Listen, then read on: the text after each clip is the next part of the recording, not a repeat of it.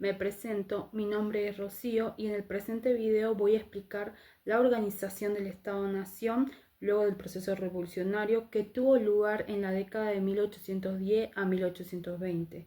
También citaré a varios autores y sus principales aportes a este eje. La organización del Estado argentino fue un proceso complejo que transformó el ex virreinato en una república federal consolidada. Argentina no nació organizada. Luego de la revolución comenzó una larga etapa de conflictos entre Buenos Aires y las provincias. Fue un proceso lleno de tensiones, disputas y conflictos que dieron forma al Estado que conocemos hoy. Ahora bien, nos preguntamos, ¿quién realmente creó el Estado-Nación?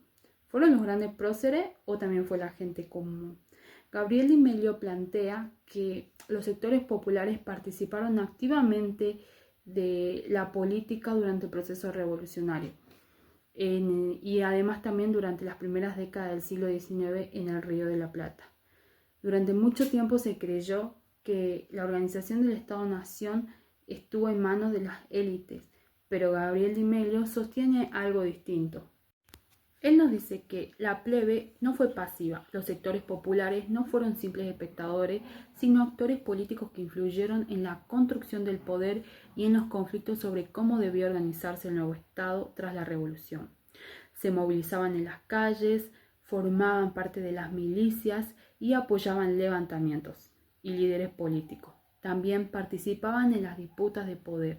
La plebe intervino en movilizaciones, milicias, elecciones y levantamientos, apoyando distintos proyectos políticos, tanto centralistas como federales. Su apoyo era clave para legitimar gobiernos. También influyó en la construcción del Estado desde el conflicto. La organización del Estado-Nación no fue un proceso ordenado ni exclusivamente dirigido por las élites. Estuvo atravesado por tensiones sociales, luchas internas y negociaciones en las que los sectores populares tuvieron peso. Su apoyo podía sostener o debilitar el gobierno. Obtenían ciudadanía y politización temprana. A partir de la revolución se amplió la participación masculina, aunque limitada en la política, lo que generó una cultura política más amplia de lo que tradicionalmente se creía. En síntesis, el autor nos invita a repensar la historia y que el Estado-Nación no fue solo obra de próceres, sino resultado de la participación popular que influyeron en el rumbo político del periodo. Marcela Ternavasio analiza cómo entre las invasiones inglesas y la caída de Rosas se fue construyendo en el Río de la Plata un nuevo sistema político que desembocó en la Organización Nacional. ¿Qué plantea sobre la organización del Estado-Nación?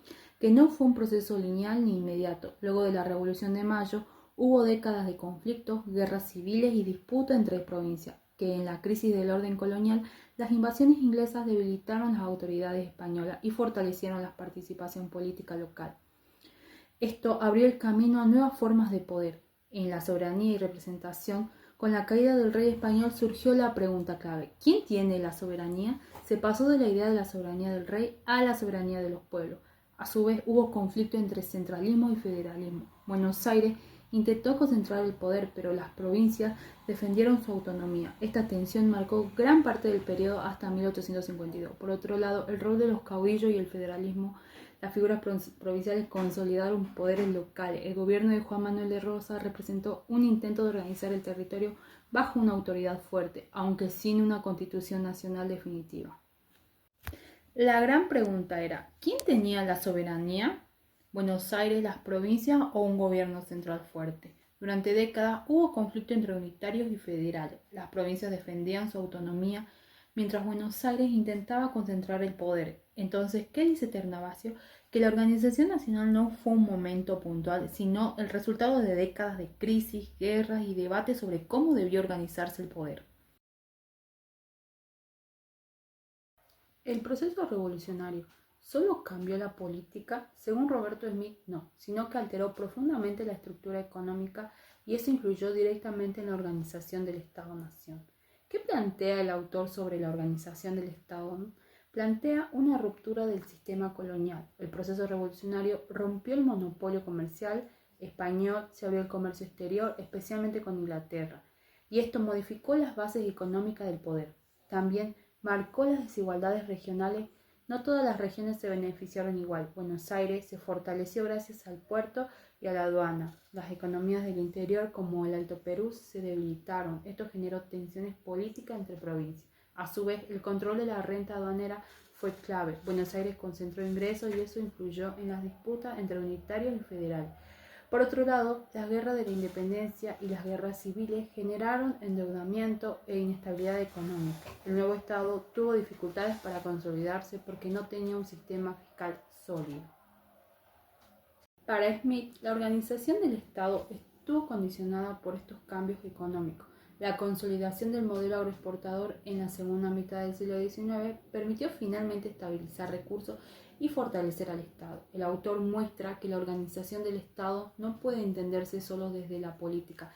Las transformaciones económicas después de 1810 generaron desigualdades, disputas por recursos y conflictos regionales que marcaron el cambio hacia la construcción del Estado-nación.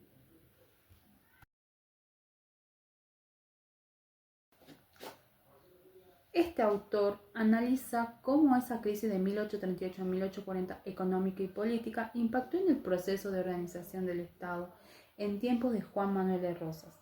¿Qué plantea acerca de la organización del Estado-Nación? Nos dice que la crisis económica debilitó el orden rosista. El bloqueo francés de 1838 afectó el comercio y los ingresos de la aduana bonaerense, base financiera del gobierno. Esto generó tensiones interna. También que un sector de los estancieros del sur de Buenos Aires se levantó contra Rosas. No fue solo un conflicto militar, mostró divisiones dentro de las élites bonaerenses. Hellman señala que el poder de Rosas no era absoluto ni homogéneo, dependía de alianzas, lealtades y recursos económicos. Tras derrotar la rebelión, el gobierno rosista reforzó mecanismos de control, disciplina y centralización del poder en Buenos Aires. En síntesis, Hellman muestra que la organización del Estado en esa etapa no fue estable ni definitiva. La crisis de 1838 a 1840 evidenció que el orden político dependía fuertemente de la economía y de acuerdos entre sectores de poder. El Estado todavía estaba en construcción, atravesando por conflictos, crisis externas y disputas internas. Silvia Rato analiza cómo las relaciones entre el gobierno bonaerense y los pueblos indígenas fueron parte clave del proceso de construcción estatal en el siglo XIX. ¿Qué plantea sobre la organización del Estado-Nación? Ella nos dice que la frontera no era solo conflicto, muestra que no todo eran guerra y que existió el llamado negocio pacífico de indios. Eran acuerdos, intercambios comerciales y alianzas entre autoridades bonaerenses y grupos indígenas. También una política estatal deliberada, ya que estos pactos no eran improvisados, formaban parte de una estrategia del gobierno para mantener estabilidad en la frontera y así evitar guerra. Dentro de un intercambio y negociación, el Estado entregaba raciones, ganados o bienes a cambio de paz, comercio y control territorial. A su vez, obtenían una construcción de autoridad estatal a través de estos acuerdos. El gobierno extendía su influencia en territorios fronterizos, fortaleciendo su presencia sin necesidad de ocupación militar permanente. En resumen, Rato muestra que la organización del Estado-Nación no se construyó solo con guerras o constituciones, sino también mediante negociaciones y acuerdos en la frontera. La política hacia los pueblos indígenas fue una herramienta clave para consolidar el poder y avanzar en la formación del Estado argentino. Entonces, ¿qué nos dice Rato? Que la organización del Estado no se construyó solo con enfrentamientos, sino también mediante negociaciones y alianzas. Fue un espacio de acuerdos políticos que ayudaron a consolidar la autoridad estatal. Óscar Osla analiza cómo se construyó el Estado argentino en la segunda mitad del siglo XIX, especialmente entre los años 1862 a 1880. ¿Qué nos dice el autor sobre la organización nacional? Oslak sostiene que el Estado-Nación no surgió automáticamente con la independencia, sino que fue el resultado de un proceso de construcción de poder. Él explica que para que exista un Estado-Nación consolidado deben darse ciertas condiciones. Por un lado, la capacidad de imponer autoridad. El Estado debe lograr el monopolio de la fuerza y controlar el territorio superando las autonomías provinciales. También la capacidad de recaudar recursos. Sin ingresos no se puede sostener ejército, administración e instituciones. La construcción de instituciones, es decir, la creación de un ejército nacional, sistema judicial, educación pública, burocracia y administración centralizada. Y por último, la construcción de una identidad nacional. El Estado también debe organizar símbolo, educación y valores para generar sentido de pertenencia.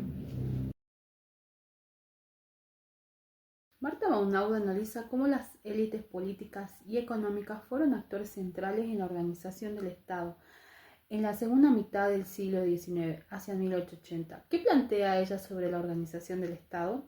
En primer lugar, el papel de los grupos dominantes. La construcción del Estado no fue neutral, estuvo dirigida por sectores propietarios, terratenientes, comerciantes y dirigentes políticos que buscaban garantizar orden y estabilidad. En segundo lugar, legitimidad y control. Baunaudo explica que estos grupos no solo ejercían poder por la fuerza, sino que también necesitaban legitimarse. Para eso promovieron leyes, elecciones, instituciones y discursos que justificaran su autoridad. En tercer lugar, plantea orden y progreso. La consolidación estatal después de 1880 estuvo vinculada al modelo agroexportador y a un proyecto político que priorizaba el crecimiento económico y la integración al mercado mundial. Por último, promovían un Estado fuerte pero excluyente. Aunque se consolidaron instituciones nacionales, la participación política era limitada. El Estado garantizaba gobernabilidad pero bajo el control de una élite. En síntesis, Baunaudo muestra que la organización del Estado-Nación fue el resultado de la acción de grupos dominantes que combinaron coerción y consenso para consolidar su proyecto político.